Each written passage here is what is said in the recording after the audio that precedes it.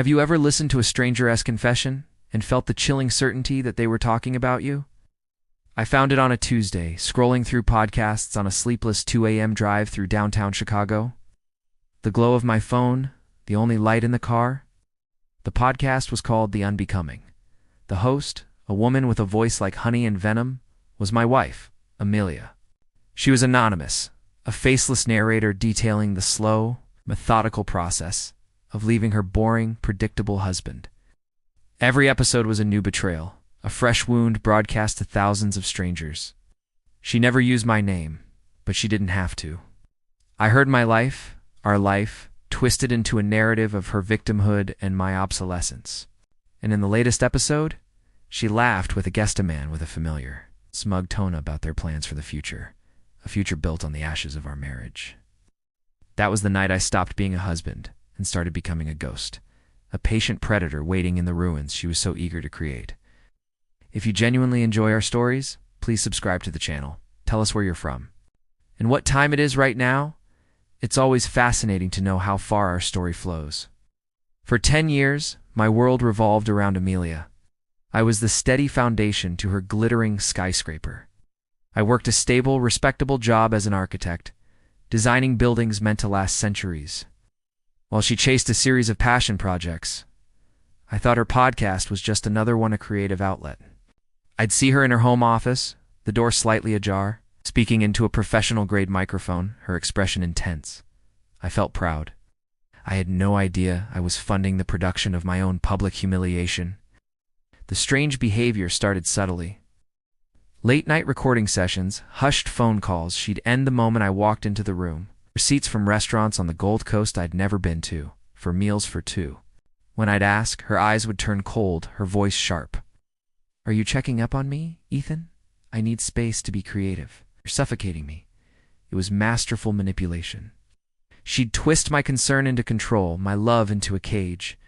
The villains, Amelia and her podcast guest, who I soon identified as Julian, a slick real estate developer she'd met at a networking event, felt untouchable. They were the stars of their own drama, and I was just a footnote. The breaking point came on a rainy Thursday.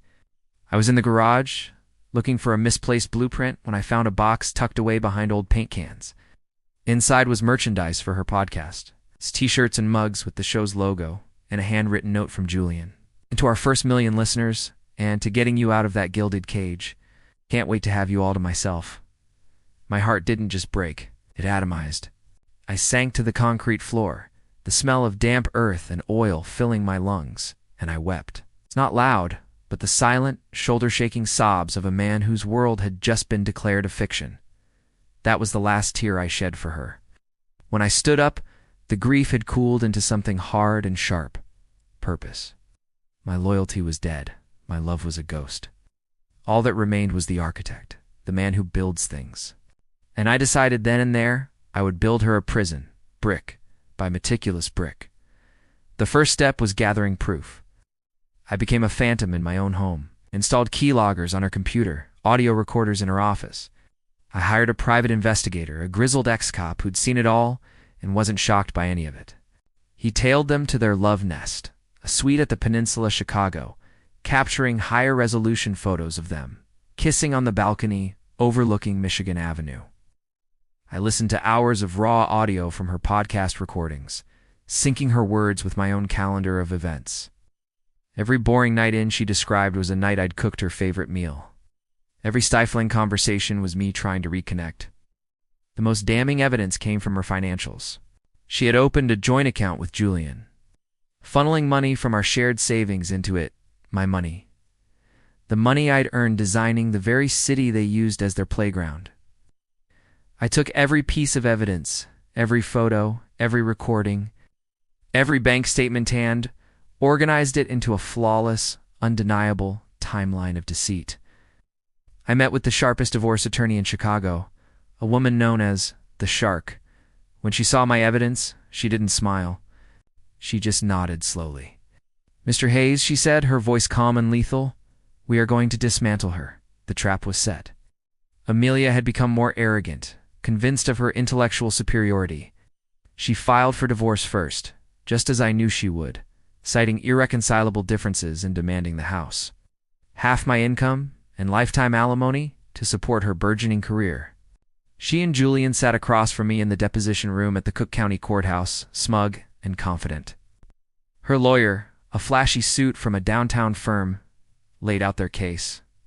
It was a masterpiece of fiction, painting me as a neglectful, emotionally stunted man holding her back from her true potential. I sat there, my face a mask of weary resignation, just as my lawyer had instructed. I was playing the part Amelia had written for me. When it was our turn, my lawyer simply placed a single iPad on the large mahogany table. "We have a few exhibits we'd like to present." She pressed play. The first thing they heard was Amelia's voice, clear as a bell, from episode 12 of her podcast. "He's just so stable," she said, her voice dripping with contempt.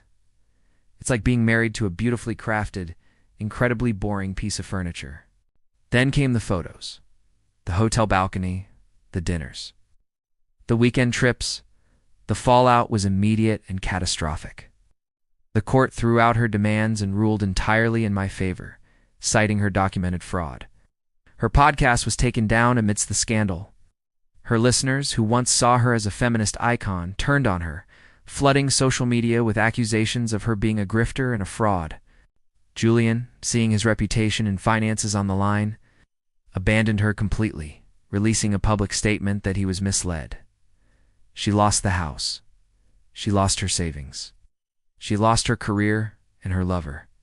She was left with nothing but the consequences of her own choices, a ghost in the life she tried to burn down. The last time I saw her, she was leaving the courthouse, reporters swarming her. Her eyes met mine for a fleeting second. There was no anger, no sadness, just a hollow, empty void. I never saw her again. Sometimes on quiet nights, I drive through the city I helped build, the steel and glass towers like silent monuments to what was and what is. The architect in me knows that some structures must be demolished to make way for something new. But the man knows that the silence in my car is heavier than any stone.